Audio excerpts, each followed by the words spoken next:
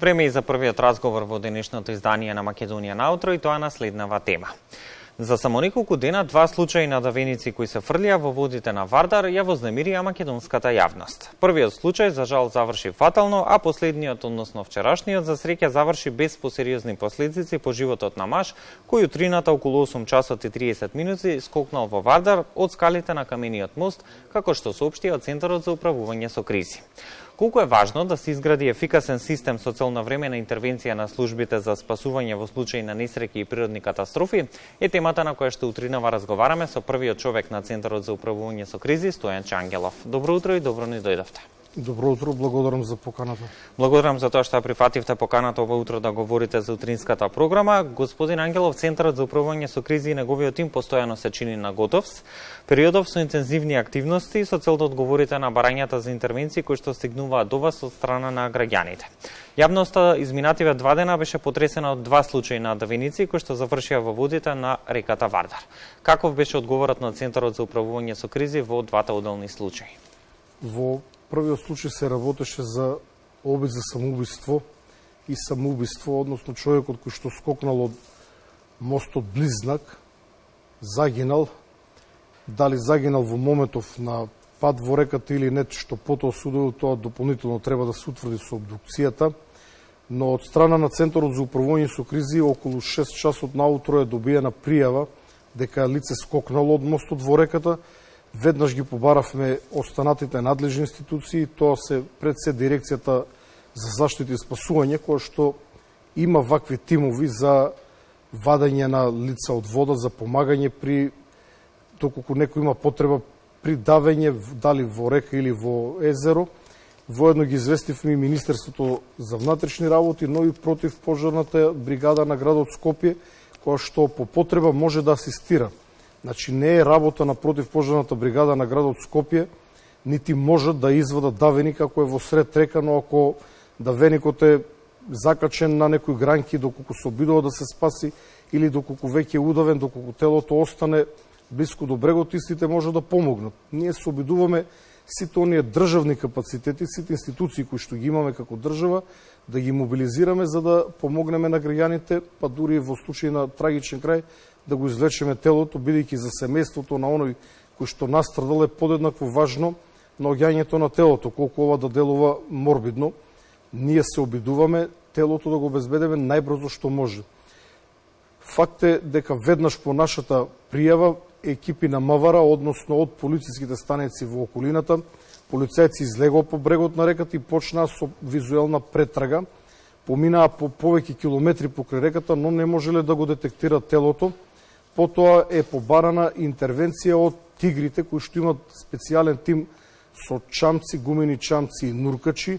Се разбира, бидејќи се работеше за неработен ден, недела, беше потребно повеќе време тимот да пристигне на лице место. Околу 14 часот тимот специјалци со нуркачи, кои што се специјализирани за потрага во река, стигнаа на лице место и продолжија со потрагата се до дека тоа го дозволува временските услови, односно видливоста, бидејќи го знаете нашето начело, safety first, безбедноста на граѓаните, но и безбедноста на спасувачите секогаш е на прво место. За жал, првиот ден телото на лицето кое што скокна во реката не беше најдено. Наредниот ден добивме дојава на бројот 112 од граѓани кои што го забележале телото.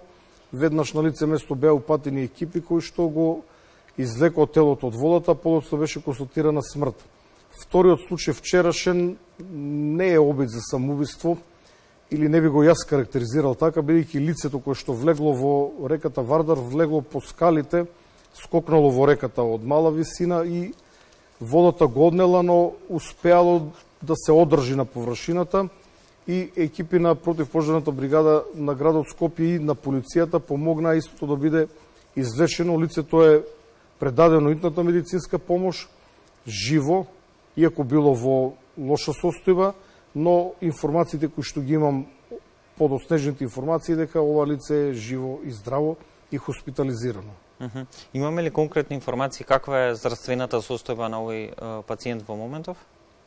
Не можам повеќе од ова, ќе ги побарате медицинските власти. Во однос на оној прв случај на давеник кој што заврши трагично, по истиот излегува одредени критики во јавноста дека реакцијата впрочем на надлежните била задоцната со оглед на тоа што пријавата била во 6 часот изутрина, а акцијата започнала во 14 часот. Колку ваквите критики се издржани и на што се должат впрочем истите? Морам да коригирам, акцијата започна неколку минути подоцна. По добивањето на пријава ние ги известивме Министерството за внатрешни работи. Секторот за операции и координации на ЦУК работи 24 часа во денот, 7 дена во неделата, значи нон-стоп, и првите полицајци излегоа за 10 минути на лице место кои што вршеа визуелна потрака, но факт е дека екипата од нуркачи излезе малку подоцна. Тоа е факт. Со тоа што Дирекцијата за заштита и спасување воопшто не можевме да ја добиеме, но од друга страна работното време на Дирекцијата за заштита и спасување е само прва смена во работни денови. Тоа се слабости на системот кои што ги имаме детектирано и се обидуваме да ги надминеме. Разговараме на тема да Дирекцијата за заштита и спасување воопшто нема дежурна служба. Нешто што е неопходно за да може да ги примат повиците. Тие имат тимови кои што може да ги ангажират, но целата процедура е комплицирана бидејќи нема дежурна служба. Како Центар за управување со кризи, нашиот делокруг од обврските ние го извршивме благовремено, би рекол итно, но проблемот е во целиот систем за управување со кризи. Се надевам дека во наредниот период, иако ова веќе го зборувам 2 години, дека ќе дојде до негово подобрување. Факт е дека во овој момент оние институции кои што ги имаме на располагање, ги користиме максимално. Координацијата помеѓу институциите е дигната на повисоко ниво, бидејќи еве во овој конкретен случај беа вклучени и Министерството за внатрешни работи, но и противпожарната бригада на градот Скопје, која што беше во приправност и доколку имаше потреба за неколку минути од автокоманда ќе беа на местото каде што имаше потреба. Во контекст на процедурите при вакви несреќи, и двата случаи беа пријавени од граѓани на единствениот телефонски број за повикување на итни случаи 112. Како оди процедурата од моментот на добивање на пријава преку овој број и колку време е потребно да се дистрибуира до овластените институции и служби кои што треба да реагираат и да постапат по истата? Десетина секунди. Нашите оператори се јавуваат буквално веднаш. Нормално дека граѓанинот кој што пријавува одреден случај треба да слушне само воведната порака која што го известува дека е добиена службата 112. Веднаш потоа нашите оператори се јавуваат и го класифицират повикот. Ние во просек дневно добиваме по околу 1400 повици, некогаш повеќе, некогаш помалку, но просечно дневно се околу 1400. Од нив само 20%, околу 20% се вистински повици за кои што е потребна итна интервенција. Останатите се или погрешни повици или злонамерни повици. Кога зборам за погрешни, луѓе се јавуваат да побарат одредена услуга која што не спаѓа во доменот на итни состојби. Може да се јават да побарат одреден лекарски совет, но тоа не е работа на нашите телефонски оператори, но ние имаме дадено директна инструкција до операторите секогаш кога знаат да излезат во пресрет на граѓаните, така што ние имаме листа на најчесто барани телефонски броеви, поврзани, пак ќе кажам, со овие итни состојби, со здравието на граѓаните, и доколку нашите оператори ги знаат броевите, ги упатуваат граѓаните и дават корисна информација каде понатаму да се јават, и постепено бројот на тие, би рекол, непотребни повици се намалува, но како сектор 112 во ЦУК вршиме голема работа и многу помагаме на останатите институции, затоа што лажните и злонамерните и погрешните повици ги фаќаме, да речем, во мрежа и до итната медицинска помош ги дистрибуираме само реалните итни состојби. Исто се однесува и кон МВР. Од пред неколку недели бројот 195, кој што е број на Центарот за управување со кризи, е приклучен директно на системот 112, така што доколку некој граѓанин заврти 195, тој ќе го добие нашиот оператор на 112. За неколку недели, некаде после Нова година, очекуваме комплетно да ги преземеме сите повици кон МВР, односно бројот 192 да биде директно технички насочен во 112. Така што кога некој граѓанин ќе сврте 192, тој директно го добива нашиот оператор на 112. На тој начин ќе ги растовариме и дежурните полицајци од непотребни повици, погрешни повици, лажни повици. кон нив тие ќе ги добиват само реалните повици, за кои што е неопходна полициска поддршка и ќе олеснеме нивната работа и ќе зголемиме нивната ефикасност. И верувам дека со сите овие чекори, впрочем, ќе се оправда постоењето на овој единствен број за итни ситуации 112. Господин Ангелов, верувам ќе се согласите со мене од пресудно значење брзата интервенција на спасителните служби во случај како овие кои што ги имавме изминативе денови. Како да се подобри ефикасноста и ефективноста на службите кои што интервенираат во случај на несреќи и природни катастрофи и каде ги детектираат оние најголеми слабости во целиот систем на заштита и спасување? Јас можам да кажам дека последниот период, последните 2 години, координацијата е значително подобрена, но овде улога има и човечкиот фактор, односно, како директор на Центарот за управување, кога имаме итни ситуации, јас можам да си дозволам да ги поварам директорите на другите институции или одреден министер, доколку е потребно министерот за внатрешни работи и министерот за одбрана, и цело ваквата комуникација помеѓу нас значително го скратува времето, кое што понекогаш заради почитување на формалните процедури е неопходно, но ние се случувало да договориме одредени активности, а подоцно да ги решаваме формалните работи, но ние треба системот да го прилагодиме на потребите на граѓаните. При тоа многу значајно е да укажам дека овие реформи за кои што цело време зборуваме треба да ги направат луѓе од фелата, луѓе кои што го работат кризниот менеджмент и итните состојби. Нам во кризниот менеджмент на вработените е преку глава од научни работници кои што се потребни, но едно е наука и теорија, едно е цртање на табла разни стратегии, а друго е да отидете во Вардар да извадете човек, трето е да отидете на Шар планина да спасете човек. Затоа мој став како оперативен директор, бидејќи јас никогаш не работам од канцеларија, безмалку секогаш сум на терен со вработените и со другите институции, затоа што оно што можете да го видите таму, кога сте на местото каде што се спасува некој човечки живот, па и нека се извлекува и некое тело, е сосем поинаку од оно што може да го имате како перцепција од канцеларија, и во овој дел мора да се посвети поголемо внимание.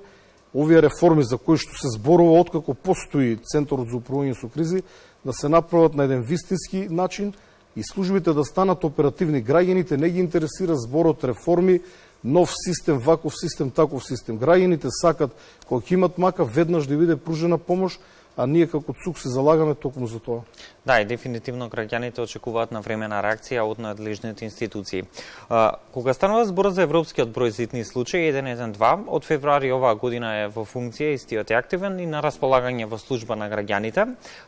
Споменавте, граѓаните веќе некако се навикнаа да го употребуваат истиот во итни случаи. Неудобно изјавивте дека при комуникација на 112 операторите во ЦУК би требало да бидат посебно обучени како да воспостават комуникација и да се воспостави процедура за постапување за разбирлива и ефикасна брза комуникација со цел да се пружи помош и конкретно да се одговори на повикот за итниот случај што се пријавува. И тука меѓу другото се мисли на оние на лица со попречености со одредени ограничувања кои што го користат овој број. Што конкретно би требало да се преземе во однос на тоа? Како Центар за управување со кризи имаме воспоставено соработка со невладени организации кои што ја третираат оваа проблематика, бидејќи во случај кога е потребна итна помош или полиција на лице со попреченост, состојбата е покомплицирана. Ние како Центар за управување со кризи сакаме да бидеме колку може подостапни за лицата со попреченост, без разлика за каков вид на попреченост се работи, но тоа е една поширока тема. Ние се зафативме за оваа работа, ќе ги користиме и светските искуства и секаде оному каде што има простор да излеземе во пресрет на нашите сограѓани кои што имат било каков тип на попреченост, ние тие искуства ќе ги вградиме во нашиот систем. Сакам да напоменам дека бројот 112 повеќе од 10 години постоеле обиди да биде воспоставен. На некои места во југоисточна Европа истиот е воспоставен, но нема заживеано, дури во некои посилни држави од нашата. Јас можам да се пофалам дека по моето доаѓање во Центарот за управување со кризи ставив силен акцент, формирав сосема нов тим и ние за една година и неколку месеци успеавме да го ставиме во функција и сега го градиме во движење. Така што за една година тој ќе има сосем поинаков облик, верувам многу посовршен од постоечкиот. За уште неколку важни аспекти од делокругот на Центарот за управување со кризи, деновиве со оглед на зголеменото количество на врнежи, од ДУХМР регистрираат зголемување на нивото на водостоите на реките во земјава, пат Цука кој секогаш се приклучува на оние апели за внимателно движење покрај реките и суводолиците во оние делови каде што се најавени врнежи од дожд. Јас ќе го искористам вашето прашање и докажам на еден друг момент. Секоја година граѓаните знаат да ги критикуваат државните институции дека били изненадени од снегот. Ова година ние нема да бидеме изненадени од снегот. Пред уште неколку недели одржавме координативен состанок на кој што максимално притиснавме сите институции да бидат подготвени. Македонија пат во наводници, бидејќи име тоа е јавно претпријатие за одржување на магистрални патишта и државни патишта, веќе нивните екипи се излезили на терен, односно на нивните пунктови има песок, сол и возила кои што се подготвени за интервенција, но ги повикувам сите граѓани кои што во наредниот период планираат да патуват, особено преку превоите, а ние од еден до друг град, верувам дека безмалку на сите места имаме превои кои што се повисоки од 1000 метра надморска височина, особено во вечерните часови, да ја погледнат временската прогноза, која што за ден до два однапред е многу прецизна и би рекол сигурна, и доколку забележат најава за врнежи за снег, да избегнуваат патување, особено во вечерните часови, кога знаеме дека снегот на стража ќе се задржи и ќе направи голем застој.